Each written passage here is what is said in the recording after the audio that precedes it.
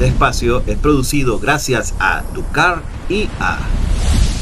Bienvenidos, queridas amigas y amigos, a Bienvenidos Venezolanos TV en Tierra de Gracia con Alexis Ortiz, que soy yo, siempre a la orden de ustedes.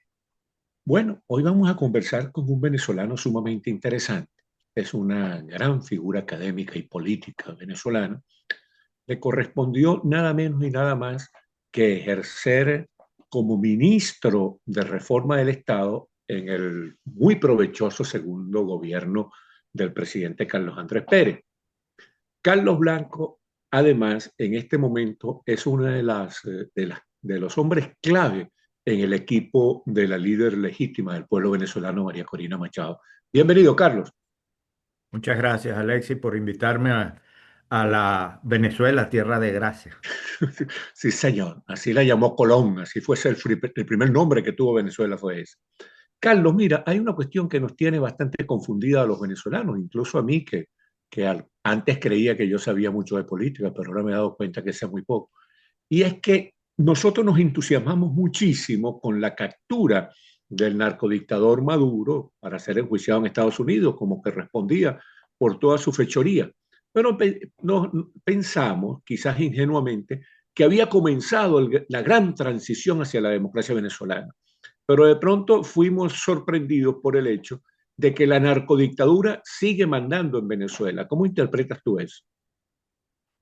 Mira, yo creo que obviamente lo deseable, el plan de los demócratas venezolanos, de la gente libertaria del país y nuestros aliados internacionales en muchas partes del mundo, teníamos como plan que Edmundo González, una vez que saliera Maduro, se encargara de la presidencia como presidente electo legítimo que es, y que María Corina estuviese en este momento dándole todo el soporte político que su popularidad, su apoyo nacional e internacional le proporciona.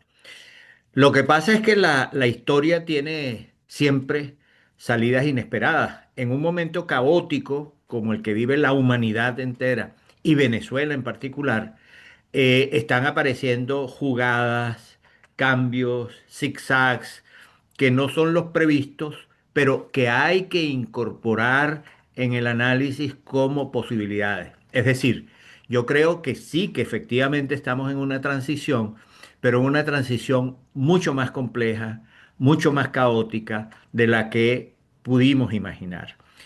Eso en primer lugar. En segundo lugar, yo creo que cuando estamos en un proceso en marcha, como el actual, o sea, porque el régimen criminal no es sostenible en el largo plazo, ni siquiera en el mediano plazo, nosotros no debemos sacar demasiadas conclusiones en este momento, porque son procesos que están andando.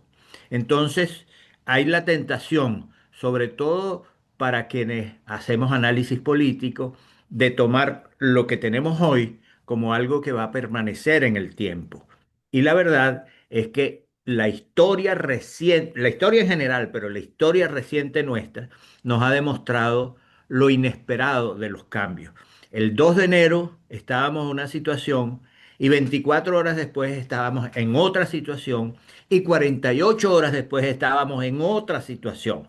Entonces, nosotros tenemos que apreciar esto. Y en tercer lugar, yo soy de los que piensa que el régimen ahora de Delcy, de su hermano, de Diosdado Cabello y compañía, no es sostenible en el sentido de que, en primer lugar, no puede traer recuperación económica real, porque los que destruyeron las instituciones no están en condiciones de reconstruirlas. No están en condiciones de reconstruirlas porque su obra es la propia destrucción institucional del país. Y las empresas nacionales e internacionales que sí se están preparando para el retorno a la inversión y al trabajo productivo, están alertas porque saben que sin las reglas de juego claras, el Estado de Derecho, el respeto a los contratos, a la propiedad, etcétera, no existe inversión durable. En segundo lugar, el tema de la Fuerza Armada. Uno de los argumentos que se ha esgrimido es que Delcy tiene el apoyo de la Fuerza Armada y María Corina u otros dirigentes políticos democráticos no los tendrían. La verdad verdadera es la siguiente. En primer lugar, tenemos los datos de las elecciones del 28 de julio de 2024, que indican que la mayoría de los oficiales y sus familiares votaron como votó el promedio del pueblo venezolano. 70 a favor de Edmundo, 30 a favor de Maduro. Y esto es un dato duro, pero además lo que está ocurriendo en el seno de la Fuerza Armada desde hace años, pero que se ha incrementado recientemente, el año pasado, es que hay una cantidad de bajas que se han pedido, de deserciones de los militares, es decir, la destrucción de la Fuerza Armada está ocurriendo bajo el imperio del régimen. En tercer lugar, está la situación de la represión. Si efectivamente los militares y los policías han disminuido su involucramiento en la represión como producto de la extracción de Maduro del 3 de enero y del control que Estados Unidos está ejerciendo sobre Delcy Rodríguez. Pero, este hecho no ha eliminado el control que sobre grupos irregulares, sobre algunas ramas de las policías, tanto militares como civiles, tiene Diosdado Cabello y otros eh, criminales que están a cargo.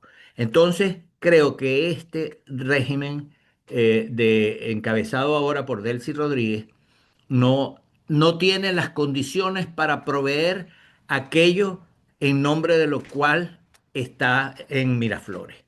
Entonces, mi visión es que estamos en un proceso que va a conducir a que las figuras democráticas del país, María Corina Machado, Edmundo González y muchos otros dirigentes políticos democráticos, eh, asuman la conducción de Venezuela.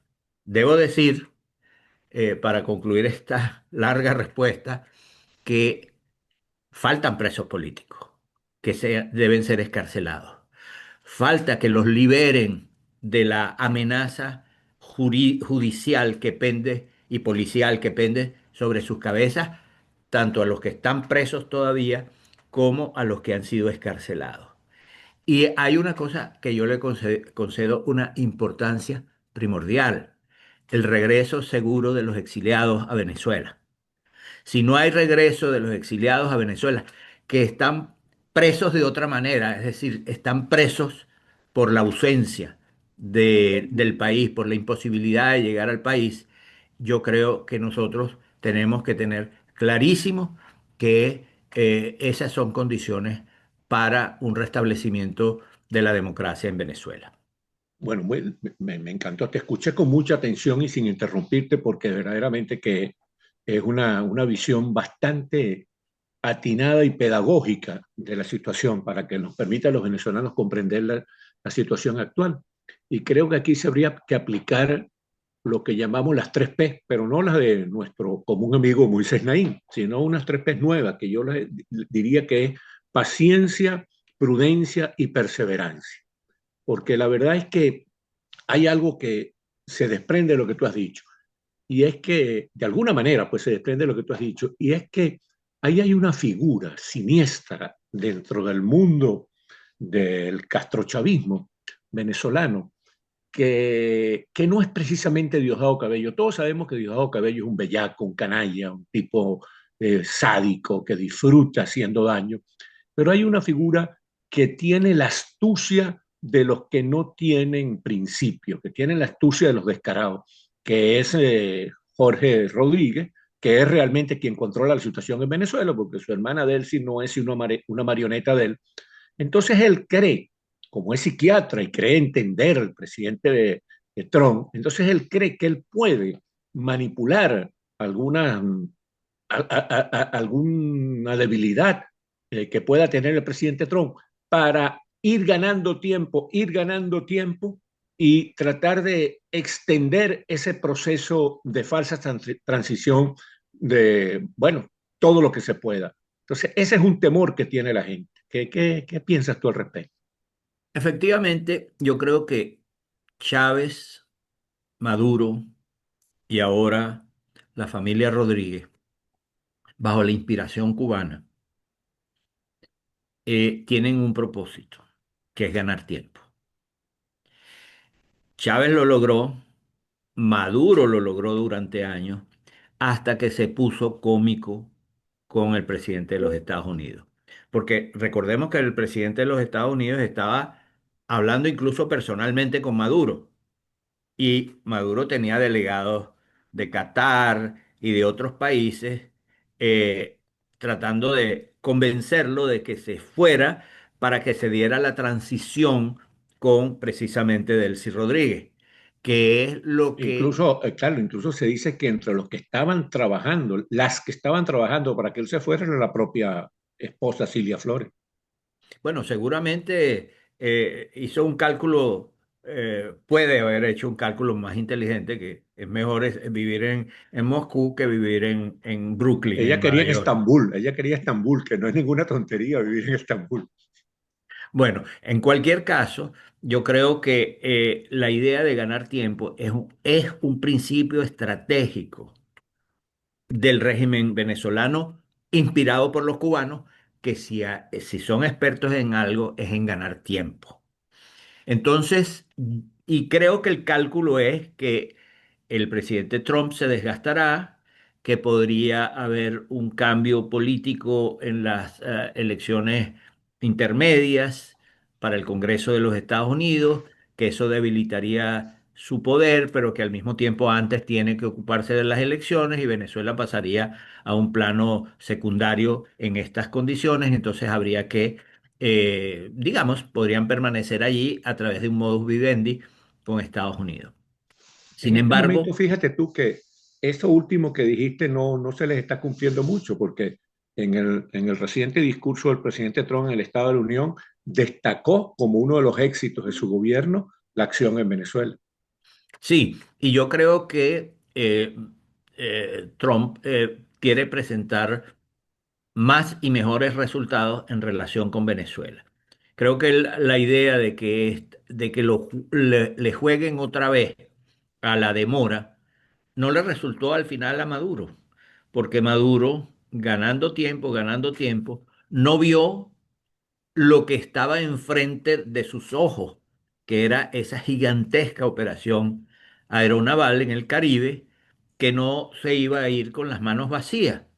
Entonces, creo que no están claros todavía en que este proceso es un proceso que va de una manera compleja, de una manera que uno no sabe, porque dentro de las fuerzas que están operando, no solamente está el gobierno de los Estados Unidos y está los gobiernos europeos, los gobiernos latinoamericanos, asiáticos, etcétera, los grandes jugadores mundiales, sino que también ha habido, como es natural, distintas visiones en el gobierno de los Estados Unidos sobre cómo aterrizar este proceso en Venezuela, así como hay distintas visiones en todos los agentes que están jugando este juego dramático del cambio en Venezuela. Yo creo que hay que entender que no es un momento, por razones intelectuales, políticas, por las circunstancias del mundo, de la historia que nos trajo hasta aquí, para asumir que todos los gobiernos tienen una sola posición, que todos los partidos tienen una sola posición, que toda la gente y las instituciones tienen una sola posición, sino que esto es una amalgama de cosas que fluyen. Estamos en un momento de mucho flujo y ese flujo es lo que hay que entender para poder acertar. Bueno, Carlos, sé que tú tienes que ir a Washington a una reunión con María Corina Machado, por eso tenemos que abreviar este programa. Pero para cerrar esta conversación tan grata, siempre es muy grato conversar contigo, tú lo sabes. Gracias. Igualmente. Entonces, sí, porque es grato conversar con la gente que tiene un nivel intelectual como para facilitarle a uno la comprensión de las cosas. Ahora fíjate tú, Carlos, vamos a volver un poquito al asunto de la amnistía. Es una amnistía que es una bufonada por parte del gobierno. El periodista Omar González Moreno la calificó de trampa. moral, política y jurídica. Y yo para esta semana, para mi artículo de esta semana en el Nuevo Herald de Miami, escribí un artículo que se llama Militares en Libertad. Resulta que hay más de 160 militares presos, torturados, maltratados, humillados, vejados, y la amnistía no los cubre, así como no cubre a gente como tú y como yo que estamos en el exilio por distintos motivos tramposos, pero no cubre a los militares. Entonces, no, me gustaría un comentario tuyo sobre la suerte de estos compañeros militares que están en la cárcel. Mira, yo creo que la política del régimen hacia los militares ha sido de una crueldad al cubo, así como todos los presos políticos han sido tratados cruelmente. La sola detención, la sola ausencia de familiares, de abogados, no durante 3 días o 48 horas, sino meses, años. Eso ha sido una tortura, aparte de las torturas físicas que estos criminales han infligido sobre muchos, muchos, centenas de presos políticos a lo largo de los años. Pero en el caso de los militares, ellos han querido dar lecciones a los militares para que no conspiren, para que no se alcen, para que no expresen una Para que no opinión defiendan la democrática, Constitución. para que no defiendan la Constitución, para que no usen el supuesto derecho que les da la Constitución que Chávez creó y aprobó de opinar, de intervenir en política, como Chávez y los oficiales en general que le fueron adictos o leales eh, han tenido. Pero sin embargo, Además, Carlos, perdona que te interrumpa, pero hay una cuestión muy interesante que hay que destacar aquí, que es que Fidel Castro convenció a Chávez de que los militares tenían que ser corrompidos para poderlos controlar. exacto. Pero antes de eso, yo creo que es muy importante señalar que ellos quisieron ejemplarizar con la Fuerza Armada y con la hipertrofia criminal de la Dirección General de Contrainteligencia Militar, digamos, lo que significaban los militares y lo que les podía pasar si conspiraban. El Gran Cuartiaga y otros criminales que están allí son una prueba de esta afirmación según la cual a los militares, contra los militares, hay que enseñarse. Sin embargo, está pasando otra cosa. Está pasando que muchos oficiales están viendo que la discriminación contra sus compañeros con los que estuvieron o no estuvieron de acuerdo en su momento es una cosa insoportable. Tengo información precisa de que hay oficiales que estuvieron con Chávez y Maduro, que ahora están un poco remolones en cuanto a apoyo a esta gente que sigue allí, que están diciendo, bueno, ¿y por qué este ensañamiento contra los oficiales?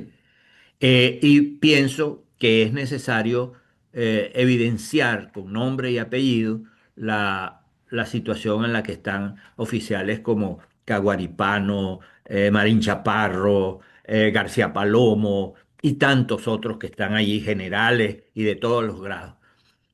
Quisiera hacerte una cosa, acotación, porque siempre me Claro que gusta sí. hacerla, a lo siguiente, que es...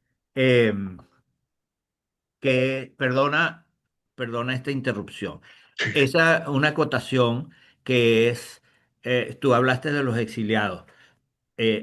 Yo respeto tanto a los exiliados y reconozco su valor que yo no me puedo sentir incorporado a ese grupo porque no lo he sido. Es decir, yo no tengo una medida policial o judicial que yo conozca.